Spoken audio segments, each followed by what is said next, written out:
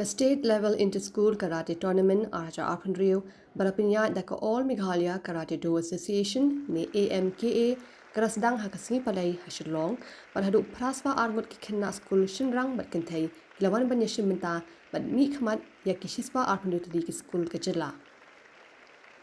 Ya kani ka dumpung yedek kai la penlong ha multi-purpose indoor hall ka Sports Authority of India ni SAI STC Nehu Shillong.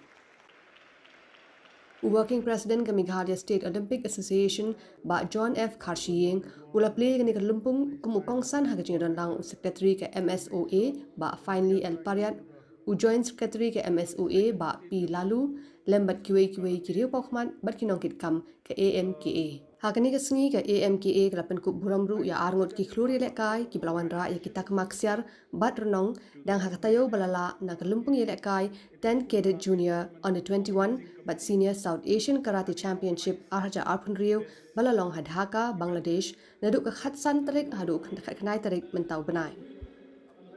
Kini ki arngut ki kluri lekai ki de Daniel da biang bhawarjri balakhore ka takmaksiar na ka Boys Junior 68 kg badu Gideon tumpun bakhore ka takmarnong na ka Men Under 21 individual. Kata hakatayo ka bala dab hakarinsan lekai jom ka 10 Cadet Junior ka balalong Dhaka Bangladesh.